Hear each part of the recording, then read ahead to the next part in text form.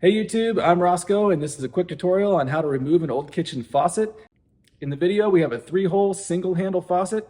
Most 3-hole single handle faucets, regardless of the brand, will work the same way, so you can use this video no matter what brand you have. Before you start taking anything apart, you want to be sure and turn off both the hot and the cold water.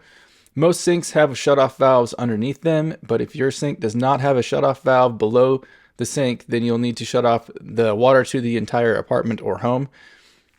When you have the valves shut off, be sure and check the faucet to make sure that the water is in fact off. With the water off, we can now remove the faucet from the sink. Unfortunately, this is the most tedious and hardest part of this removal process. The biggest piece of advice I can offer on removing the faucet from the sink is to always wear glasses, because this part is going to require you to lay on your back underneath the sink, and bits of metal and rust can fall in your eyes if you're not wearing eye protection, so be sure and wear your safety glasses.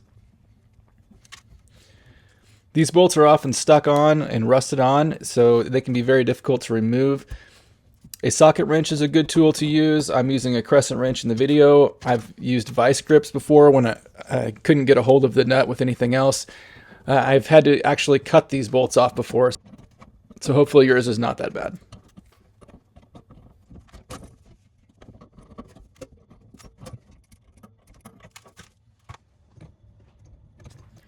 With the faucet detached from the sink, we can go ahead and remove the supply lines.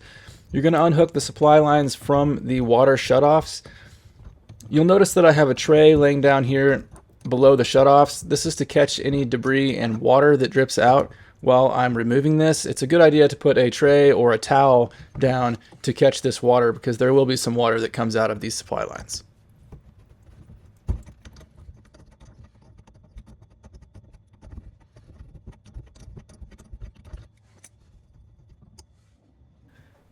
If you pinch all the supply lines together just below the faucet, then you can pull them all up through the center hole all at the same time without having to disconnect the hoses.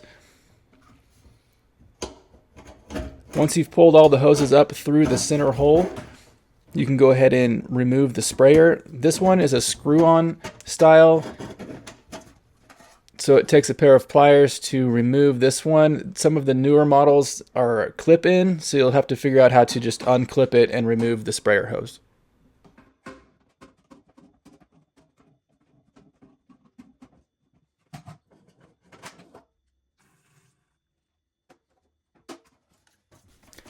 You'll need to clean up any rust and residue before you install a new faucet. Then there's just one more step to removing this old one, and that's to remove the sprayer holster. This can be a little bit tricky if you can't reach all the way around. You may need to have someone hold on to the top piece while you unscrew the bottom piece. Fortunately for me, my arms are long enough I can reach underneath and unscrew it. This has been how to remove a kitchen faucet from a sink. If you found this helpful, please like and subscribe, and we'll see you back here next time.